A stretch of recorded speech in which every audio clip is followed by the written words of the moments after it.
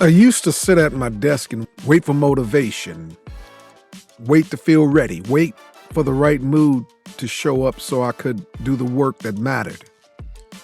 And some days it came, most days it didn't.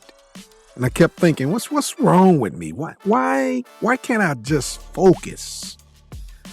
Then I realized I wasn't broken. I was just waiting for something that was never coming.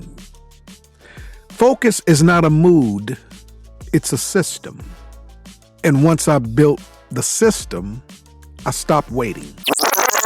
Welcome to the Clarence Stowers Leadership Podcast, a podcast about becoming 1% better every day.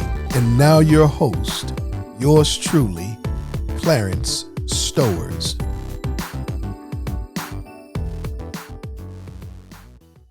Welcome back to this week's edition of the Clarence Stowers Leadership Podcast. And here I am, your host, yours truly. Today, we're talking about a lie that keeps most people stuck. The idea that focus is something you feel, that it's a mood, that some people have it and some don't. That's not true. Focus is a system. And if you don't have a system, you'll spend your whole life waiting for a feeling that never shows up. Here's what I've noticed. The people who get the most done are not more motivated than everyone else. They're just not sitting around feeling inspired all day. They have a system.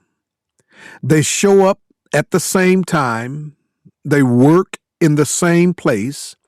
They follow the same process, and their focus kicks in because the system triggers it. But most people, they wake up every day hoping motivation will show up.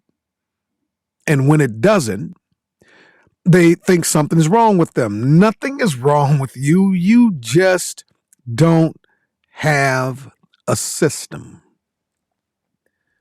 So let's break this down. Because if focus is a system, we need to understand what that system looks like and how to build one. Write this down. You're not broken. You're just waiting on motivation to do the job only a system can do. Come to the front of the class. See, motivation is a terrible strategy. And that's why if you stick around for just one moment, you'll understand why waiting for motivation guarantees failure and what to really rely on instead. Again, motivation is a terrible strategy. Why? Motivation is a feeling. Systems are structure. Feelings come and go, but structure stays. Think about this. You wouldn't wait to feel motivated to brush your teeth. You wouldn't wake up and ask yourself, do I feel like brushing my teeth today? You just do it. Why? Because it's a system. It's automatic. It's built into your routine. You don't debate it. You don't negotiate with yourself. You just do it. That's what a system does. It removes the decision. And the moment you remove the decision, you remove the resistance. Man, let me say that one more time. The moment you remove the decision, you remove the resistance. Here's the truth. Motivation is great when it shows up, but it's unreliable. Some days you'll feel it, some days you won't. And if your entire focus strategy depends on feeling motivated, you're going to spend most of your life stuck because motivation is not a strategy, it's a bonus. The strategy is the system, the routine, the structure that says, I work at this, in this place, on this thing, period. That's what creates focus. not the feeling, the structure. I used to wait for inspiration to write. I'd sit at my desk scrolling through my notes, hoping something would spark. Some days it did, but most days I just wasted an hour. Then I made a rule. Every morning, I write every morning at 7:30 a.m. for 90 minutes. No exceptions, no negotiations, no waiting for the mood. And here's what happened. The first few days, it was hard. My brain fought me. But by week 2, my focus kicked in automatically, not because I felt motivated, but because the system trained my brain to focus at that time. That's the move. Okay. So if motivation is unreliable, the next question is, what actually creates focus? Because if it's not motivation, we need to know what it is, which brings me to my second insight. Your environment is your focus trigger. Write this down. Your environment is preaching to your brain all day. Right now, it is preaching distraction. Think about it. Most people think focus is about discipline. It's not. It's about environment. Your environment is either helping you focus or stealing your focus. And most of us have built environments that guarantee distraction. Phone on your desk, notifications on, email open, Slack pinging, tabs everywhere, and then wonder why we can't concentrate. You can't. Your environment is designed for distraction, and no amount of willpower will fix a bad environment. Here's what changed for me. I stopped asking, how do I focus better? And started asking, how do I design my environment so focus is the default? Because your brain responds to cues. If your workspace says, do deep work, you'll do deep work. You're not weak. Your environment is just sending the wrong signals.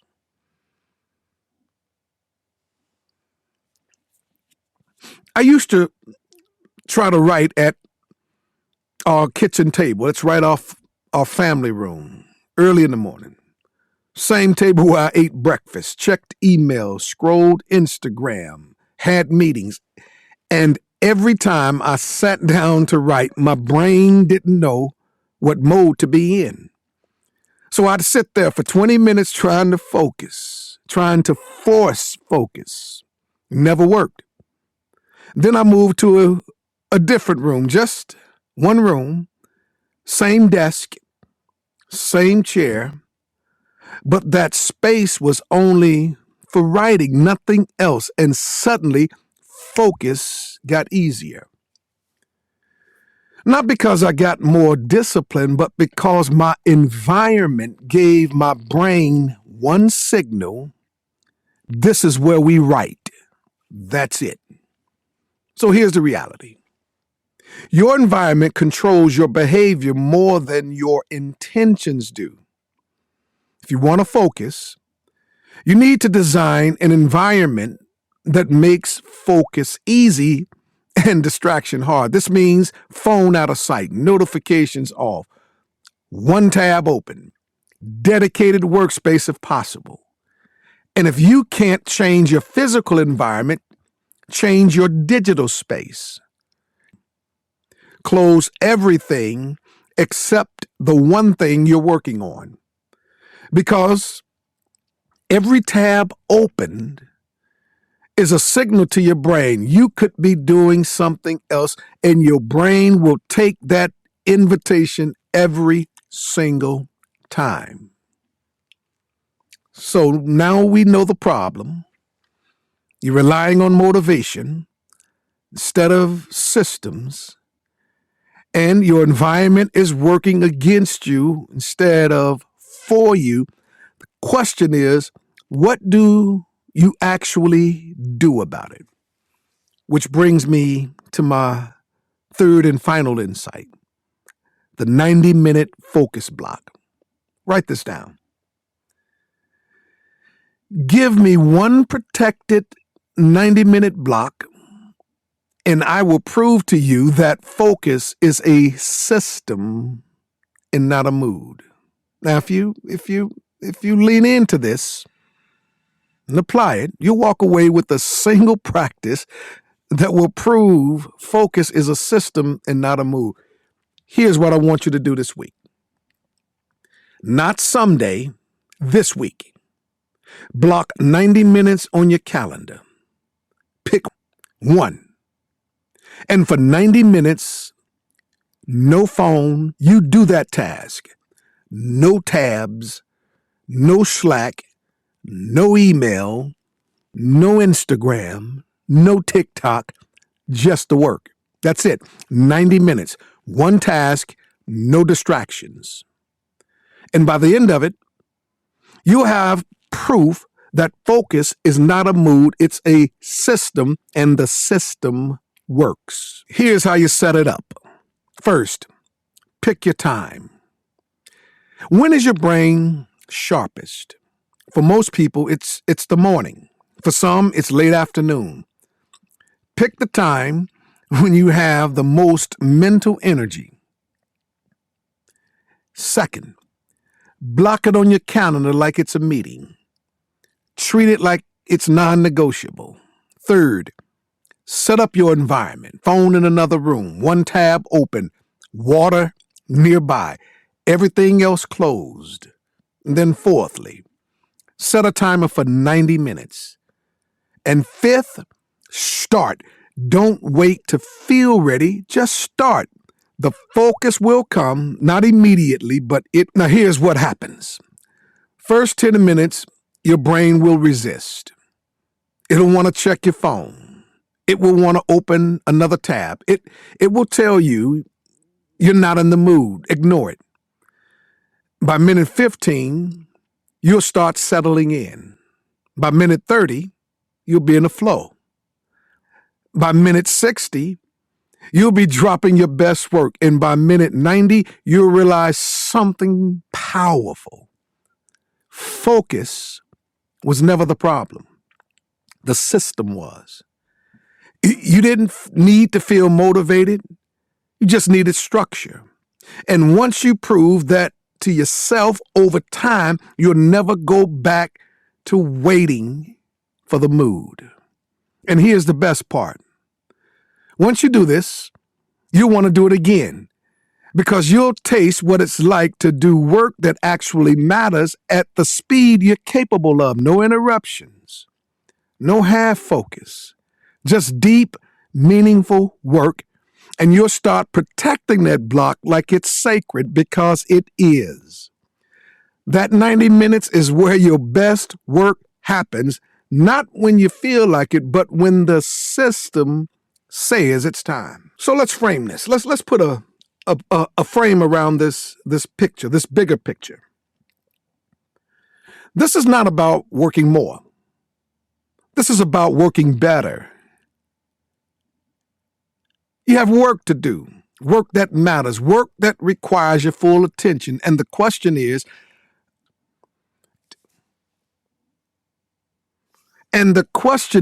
are you giving that work what it deserves, or are you giving it the leftovers after the distraction has taken its cut? Because the people who do great work don't wait for focus. They build systems that create it. And once you have that system, you'll stop asking, why can't I focus? And start asking, what can I build with this?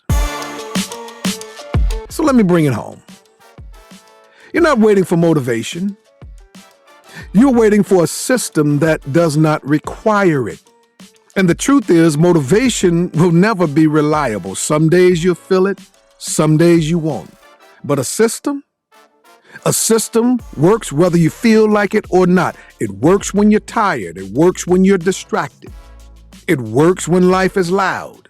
Because the system is not built on feelings, it's built on structure.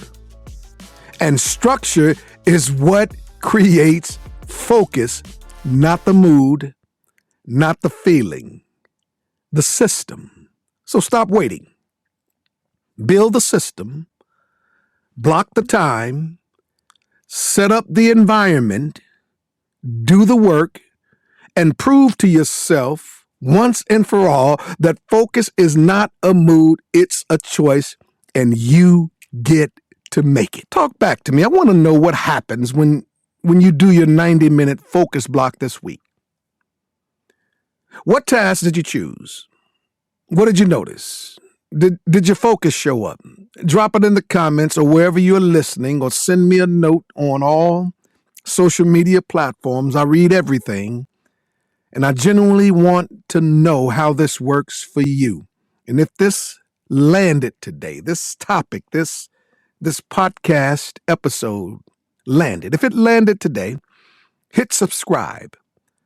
I'm dropping a new episode every week, every Tuesday, around these kinds of shifts, the invisible decisions that change how you work, lead, and live. Next week, we're talking about the hidden cost of multitasking, because every time you switch tasks, you lose more than you think.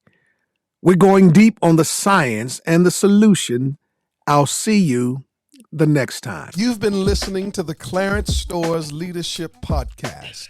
Join us next time for more insights on becoming 1% better each day and leveling up in all areas of life.